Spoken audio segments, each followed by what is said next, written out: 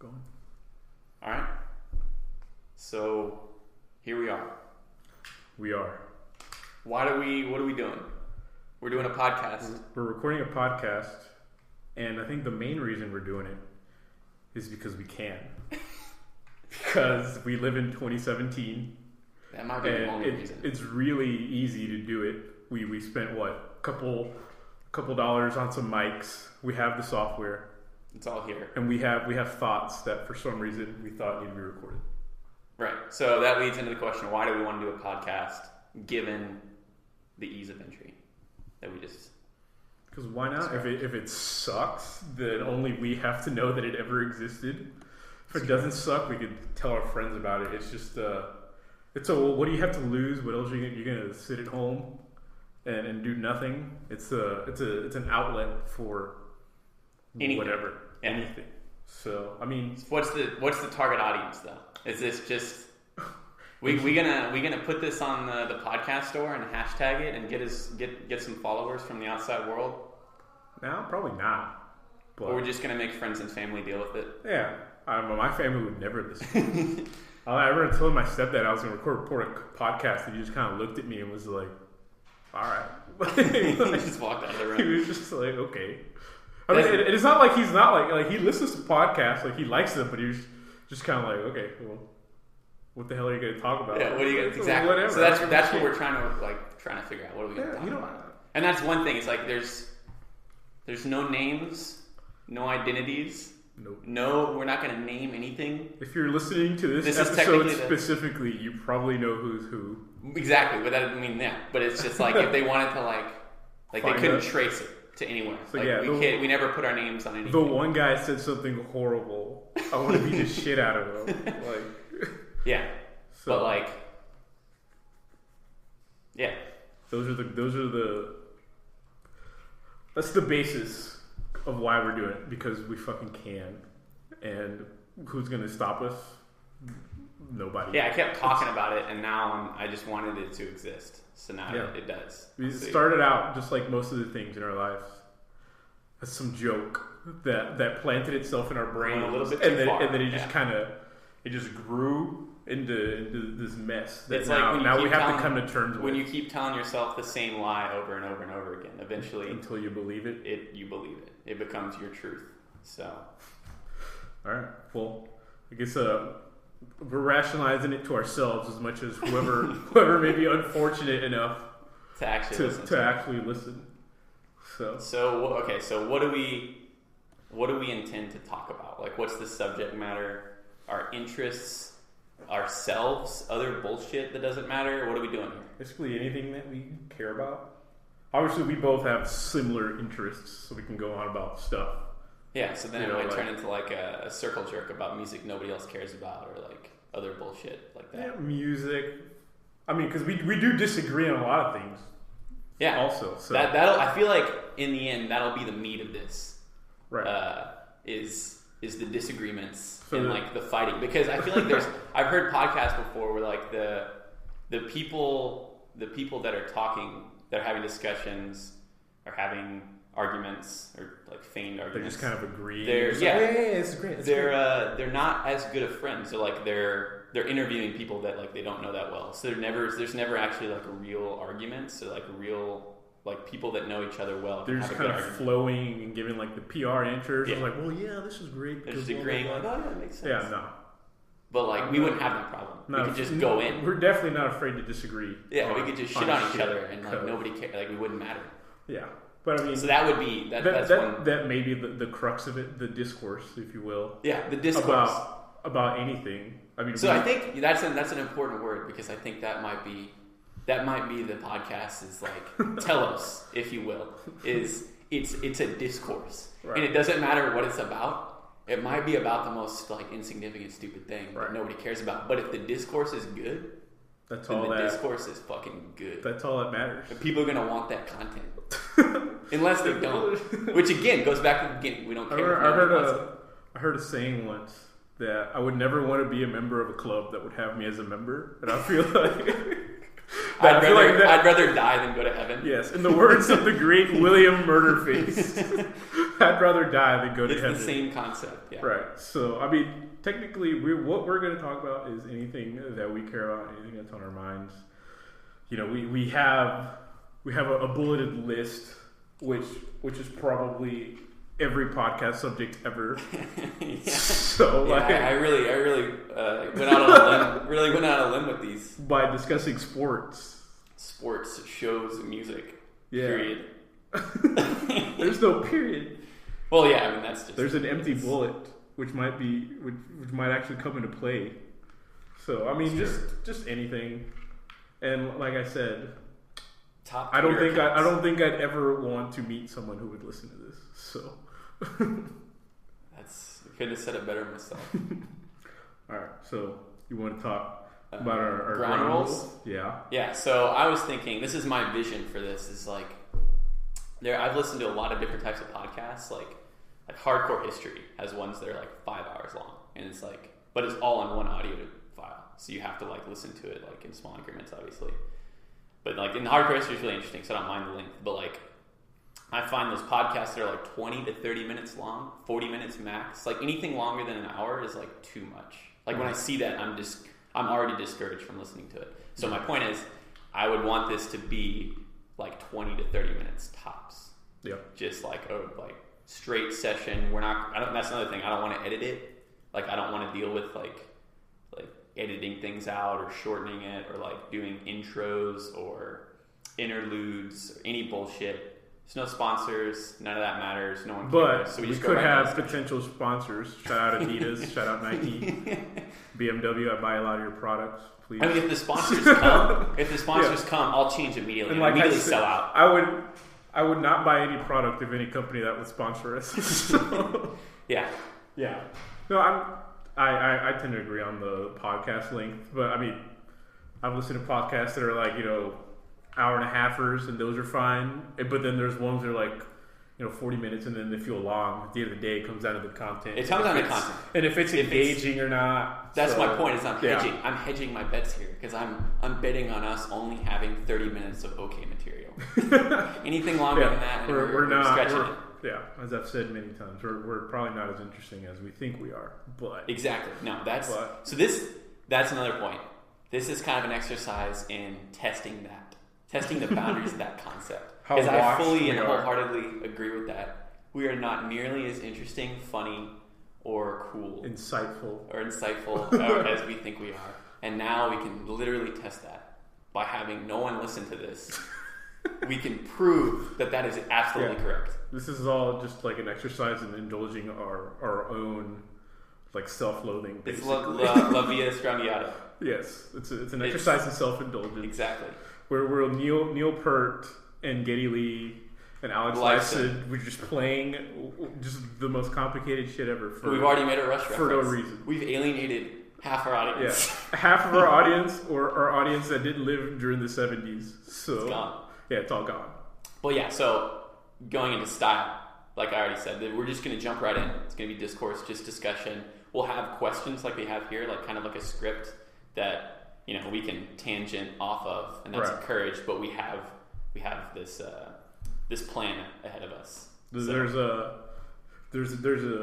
design, but we don't actually have all the details worked out yet. Right. Kind of like, so if any, shout out the listeners that have ever watched Curb Your Enthusiasm, when like Larry David's like with Wanda Sykes, and then like they know that Larry's gonna have to do something racist at some point, but they don't know how they're gonna get there. Like they're both just like looking at each other, repeating what they're saying, just trying to figure out the improv. That's probably what's gonna be. At the end of the day, Wanda Sykes always ethers Larry David, so that's always the end game. Ether, that means is that a Nas reference? Is that Nas destroying Jay-Z in his track Ether? Yeah. Like I just want to get that reference down. Yeah. So that's the GOAT diss track of all time, right? It allegedly, yes. See, I don't actually watch Curb Your Enthusiasm, but I get the concept. You should. There's a point A and B. I feel like it would just like depress me. I don't need. No, it does. I don't need to deal with that. I mean, it's just depressing. Like, or it's either depressing or you just cringe the whole time. It somehow falls in like the sweet spot where, like, because Larry plays like he's like a version of himself in the show, so it's like he's literally just like he's being like a shitty version of like a rich Jewish guy that lives in LA.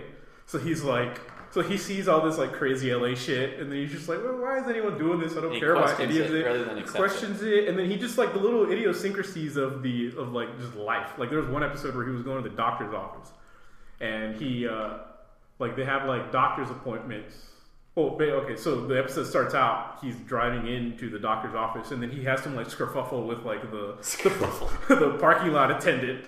And then they're like, "You don't have any cash, what?" And then they're just like, so that happens. And then he's like getting in the elevator, and then he sees like a woman running to the elevator. So he holds the door, and then she gets in. They get to their floor, and then it turns out that she's going to the same doctor's office that he's going to.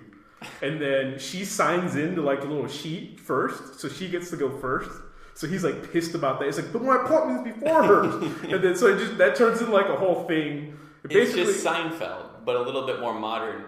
Well, I mean, I think more modern, yeah. Just because, but it's still like early 2000s. The only reference I know about Curb Your Enthusiasm, I'm not even sure it's from Curb Your Enthusiasm. It might be from like Louis C.K.'s show, but it's like where he's like pointing to like a parking sign, and he's like, "No parking after 7 p.m." And he's like, "Aren't all times before and after?"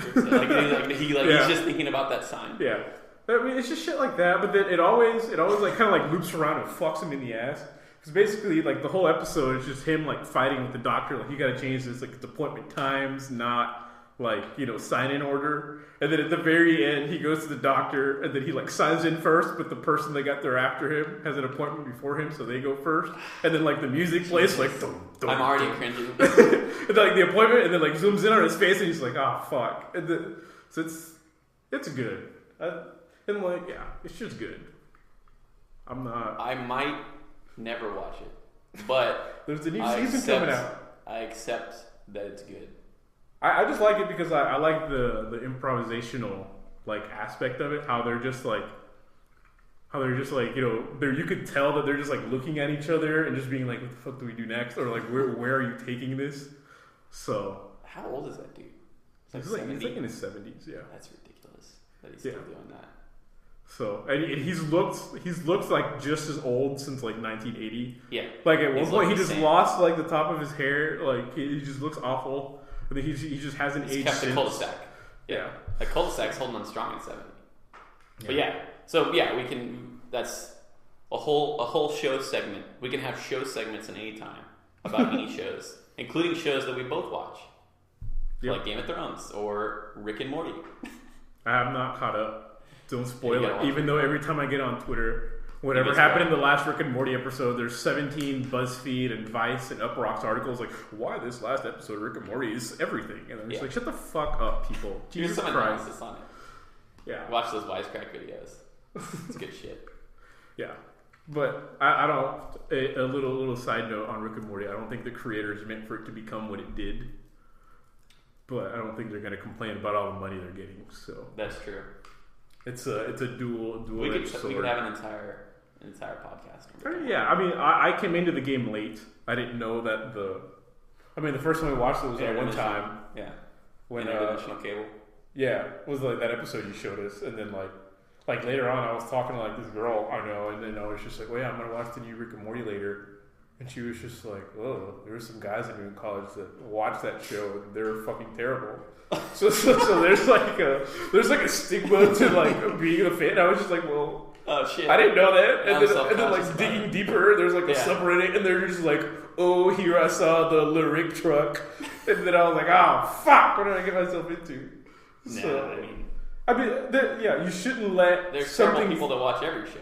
You should not let something's fandom or like the following, like if you truly like it, get in the way. But there's also fandoms. Like that word is anathema to me. Like that is fandoms in general are just stupid. It's always extreme, no matter what it is. That is the definition of a fanatic. Yeah, it's just like fandom, where it's just like, why is this like it's a construct that it's like I just like a show. I don't consider myself. I don't subscribe to a fandom. Even if I'm not Rick and Morty hive, giving a name to it is just I'm part of the Frasier hive. Yeah, hashtag Frasier hive. We'll have a Frasier episode later, guys. For sure. Yeah, we'll for sure. That was another thing I'm working my way through. Is live commentary on shows, like as we watch them. Like we could watch like a 23-minute show and just live talk about it. And like the people listening aren't watching the show. Or you can watch it. We'll say what episode it is. if you really wanted to watch Frasier while us live commenting on like. We could do that. When is Niles gonna fuck Daphne finally? Or on the way to work, they could just listen to like our commentary, like no video of like a random Frasier episode, and just find what enjoyment they made. There's 236 of them. There could be many. So we could live stream Frasier's 20-minute episodes, live stream some Rick and Morty, live stream like what are other 30-minute shows? I'm watching Community. That's 30 minutes. Yeah, I would actually like. I feel like when I watched Community, I went like too fast through it. Yeah. So I only remember like the really funny shit or like the things that really stick out to me. Every episode's got something. It's really good. Yeah, see, but I don't remember like a lot of the little things. Like, like I remember the general plot. I remember like thinking John Oliver kills it the whole show. Like, yeah. But then I don't. And then like Chevy Chase's character is just like this. Like, so racist. It's just terrible. But also, side note: Alison Brie could throw me down a flight of stairs. She's hot as fuck. Alison Brie and whatever. Jillian Jacobs. Yeah, Alison Brie's married to Dave Franco, which I did not know. But they're going to have very good looking children. Shout out to them. But Dave Franco. But yeah, so that's the thing. I think that was my problem with Community. And similar to Rick and Morty, I watched them all within like a week. Because when I find a show I really like, I'll watch it like I'll just watch like 4 episodes back to back. Rick and Morty? Like 50 hours of content. No. Oh, Community? It was college. It's it was my last semester of college, and I was just like, as soon as I got the job offer, I was like, I just did like the Bobby Shmurda with all my responsibilities, and it like never returned back to Earth. it's like orbiting. It never came down. Yeah. It's orbiting the Earth as we speak. So that's what my responsibilities did. I just had a lot of free time. So I watched a lot of shows. What are other 30-minute shows? Anyways, Friends. Friends, yes. The top of that list would be Frasier. I'd want to do some Frasier live. Frasier's good. Because the last time have you actually watched it? Other than like the last time I watched Frasier was when I was like in middle school or like elementary school. When I was watching wrestling, it would come on after wrestling. Yeah, I would be like sleepy. I would always fall asleep in Frasier. Me and Kevin used to watch Frasier, and we didn't understand any of the jokes. Like I couldn't tell you any like plot points. It was just a series of images that like I took into my mind that are still there today. That and like the Space Needle. And like his comically big sitcom apartment, which is a subject I have strong opinions on. That'd cost so much money. I remember. See, I'm telling you that I don't remember anything, but I have a vivid like in my mind palace of how big that fucking apartment like is. That and like the Friends apartment is fucking massive. Yeah. Also the apartment how and they're in New York. They're in New York. Frasier's in Seattle. Those property prices even in the 90s were insane. Yeah, so that's we will do a whole sitcom apartments on the economics, the economics of apartments, and why now that I am a 20-something living in the downtown area of a city, I live in a tiny ass apartment. My apartment's an escape pod. It's literally just like it's enough for me to sit comfortably. My apartment it might be more of an escape pod than yours because yours has like corners. Mine is just a straight. Like you walk in, it's just a straight line. I could be jettisoned from the building at any time into orbit. Yeah. So like, anyway, so yeah, your 90 sitcoms ruined our expectations for when we lived on If there's anything to look forward to with this podcast, and again, we may never make another episode. This might be it. But if there's anything to look forward to, it's our in-depth discussions of sitcom apartment economics and the reality of that, and we'll go like the deepest dive that anyone's ever done. The only dive anyone's ever done into sitcom apartments. Yeah. So I'm not familiar with new sitcoms, but if their apartments are so obnoxiously large, I think calls need to be made to Hollywood execs and writing rooms. Like, hey, can we get some realistic expectations for the children? I'll put together some spreadsheets. I'll put together some pictures and just like our like live commentary. I have my tablet here. We can put that up on the website. I have nieces and nephews that are going to one day grow up and live by themselves, probably in a metro area, and I don't want them to think that they're going to have a large Frasier-esque apartment where they can see the beautiful Seattle skyline and the Space Needle. Where there's actually a whole episode of Frasier based on him buying a telescope for his dad, and his dad like peeping on people. So that's impossible in today's. His dad's a peeping Tom. Damn. Well, like no, Frasier pushed it on him. That affects my memory of Frasier's dad being this Frasier pushed his agenda on his dad. Push his agenda of like perversion. Well, it's not like a peeping thing. It's just like, well, Dad, you could look at whatever's going on in the city. Oh, he's like just wants. He wants his dad to have a hobby. Yeah, so like it's like bird watching, but it's people. Yeah, that's basically how we explain it to him. But anyway, it sounds like a great episode. It's probably like one of those ones that shows up on the IMDb side where it's like top episodes. It's like a 9.9 rating. Yeah, it's probably Ozymandias of Frasier. the one where Frasier's dad meets his girlfriend over a telescope. Yeah, so that's basically. So what have we learned here? We're gonna have a lot of Frasier content. I mean, it's gonna be whatever this might turn into. Right now, it's just like an untitled, faceless, nothing podcast. It might turn into a Frasier fan account podcast. Yeah. #Frasier Talk. So that could be a thing, but I mean, just basically whatever we're into at the moment. I'm sure I'll either hit like. So I haven't looked at the Frasier reviews, so we hit like season 6 where it's probably like all trash and I won't make it through. Because there's shows where that has happened. I remember I started watching Shameless. It's like I don't even know. It's like I think it's a Showtime or Stars show. That's the one with William H. Macy. Yeah, and he's like an alcoholic dad. Yeah. And then like the first 5 seasons are fire, and then like season 6 that's a lot of seasons of fire. Yeah, that's more than you can ask for. And then it just kind of went off the rails, and then I would watch an episode, it would feel like a chore. And I'm just like, why the fuck am I wasting my time with this if I don't even like it just to see it play out? Yeah, I mean, if you're that invested. I have stuck through shows just to see them play out before, and it rarely has paid off. Well, I just had an idea. If we do like this weekly thing, like weekly 30-minute casts, right? We should pick a show that neither of us have watched and watch an episode. No, just watch an episode of it each week. And do like a 30-second review of that episode, like at the start or some point during the podcast, as like a segment, as a recurring segment. Just food for thought. I'll add it to the Google Sheet. Yeah, I like that. I could do that. My reviews will be very simple. Simple reviews. I'm a binary person. It's either good or bad. It's like, yeah, the show is shit. And be like, the episode is shit. We're actually going to pick a different show. And if that's it, then we just move on. That's the segment. It has to be. So if Hulu wants to sponsor us, that you can go ahead and do Handmaid's Tale? Because I watched the first 2 episodes and was only mildly interested. It's a little bit dreary for me. Did you watch? I watched the pilot because it won all the Emmys, so I watched the Handmaid's Tale pilot. I watched but I mean, it's the intriguing. First 2. It was intriguing. I want to know what happened, but then it was just. I don't know. Did you see the part where the dude's just fucking her and then the wife's holding her down? Yeah, they're doing the ceremony. Yeah, I was like, this is dumb.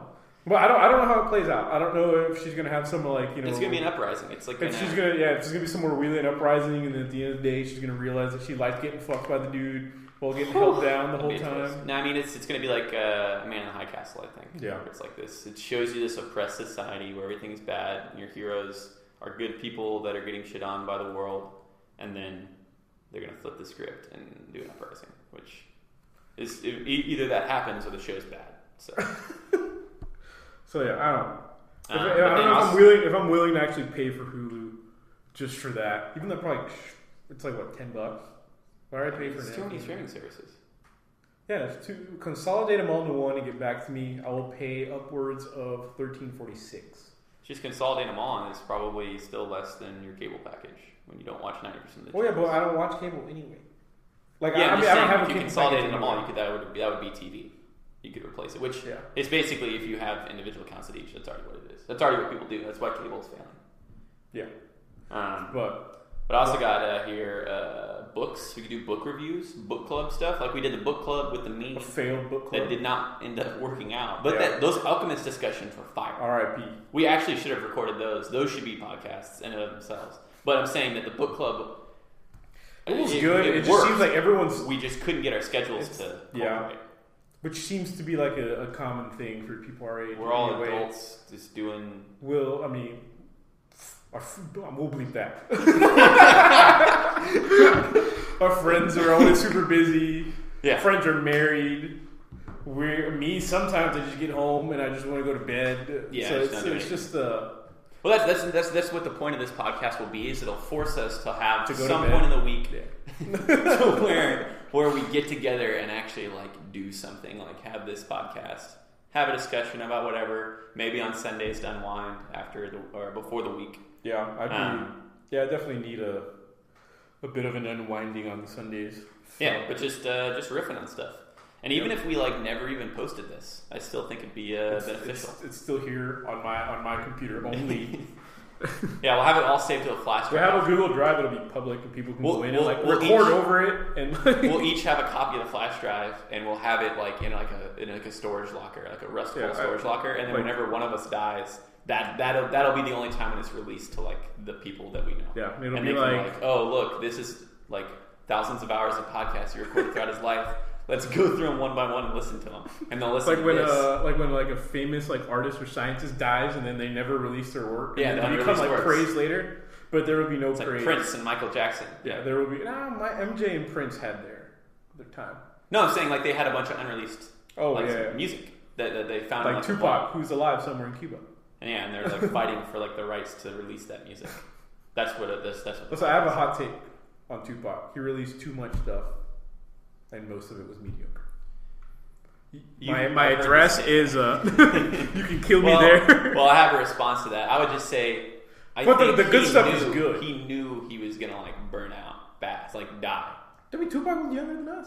No. He knew that he was gonna like what he was doing. His mission was to just like he didn't want to die, but he was like, I'm probably gonna die. So he wanted to get in as much as possible. Yeah. So he got out, he just pumped out the content, and obviously when you work that fast, it's going to be mediocre. The quality will drive down. I think Tupac's more about like the messages and like certain songs, and his style is more important than the actual content of his lyrics. And if you listen to albums, like obviously Kendrick has like way more meaning in like his individual tracks because he spends way more time on them. And he's a sassy android. Sit down. I'm a robot. Yeah, it's a different era. It's a different era. I actually... I agree with the essence of your take there.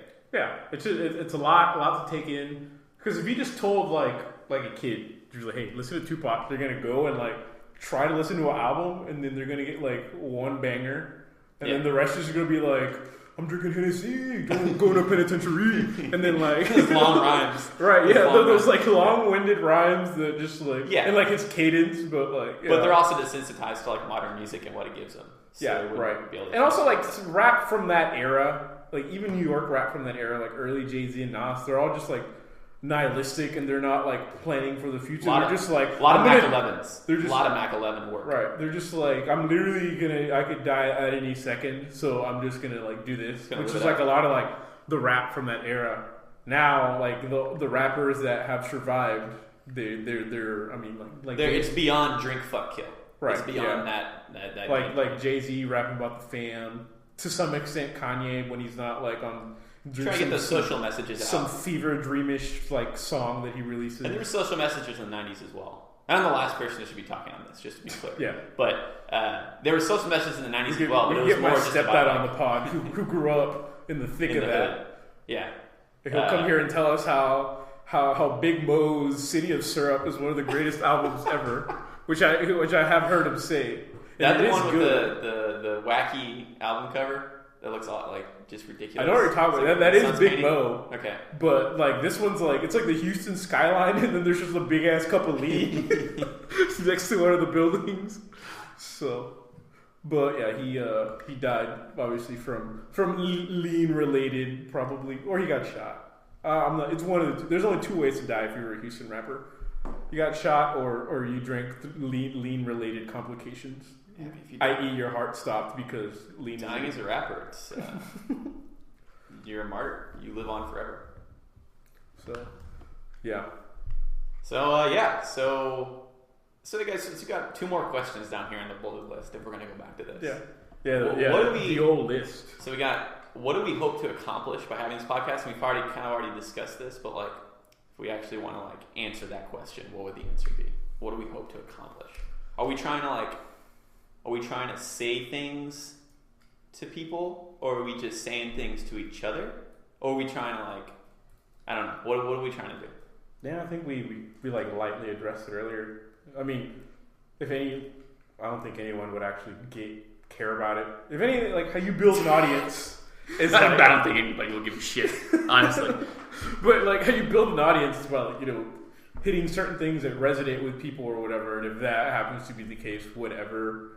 Otherwise, like we said earlier, it's just an exercise in our self-indulgence because we can't, because we were able to go on Amazon, we were able to buy mics, we were able to figure out how to hook them up, and now we can do it. So that presents a dichotomy with like why people listen to podcasts. Like some people may be looking for like the super intellectual or like learning stuff from like a hardcore history, like I mentioned earlier, like Sam Harris, who has this like podcast on like religion and existentialism and like how he does like biting criticisms on like how religion is morally reprehensible and whatnot. And like people want to listen to that hard-hitting analysis.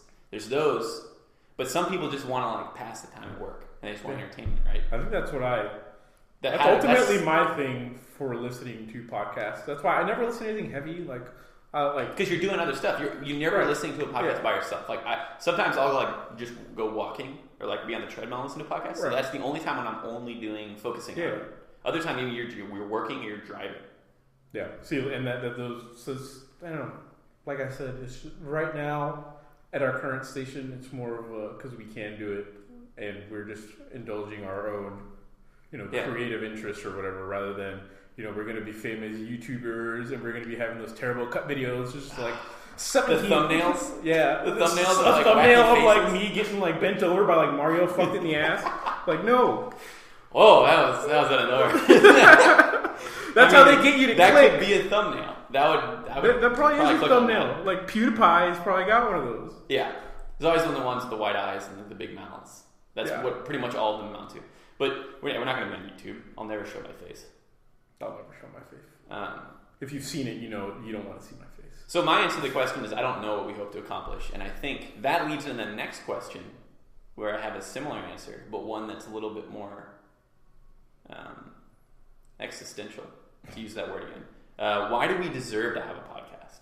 We don't. That's the final question I have here. We don't. We don't. We just had the means and the will and the drive. We're just doing it because we can. It's like yes, that's what it comes down to. And then that presents the question, just because you can, doesn't mean that you should.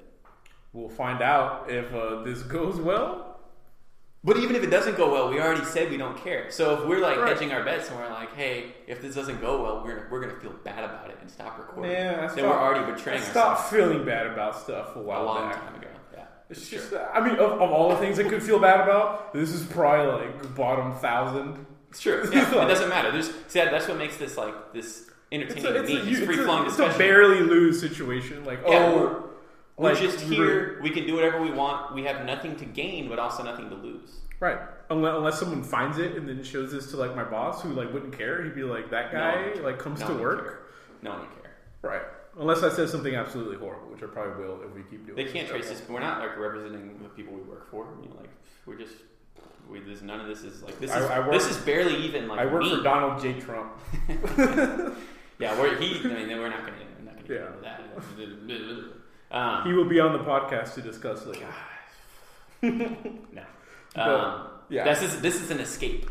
If anything, this is an escape from like everything else. Right? We can come into the pod and disc anything we want.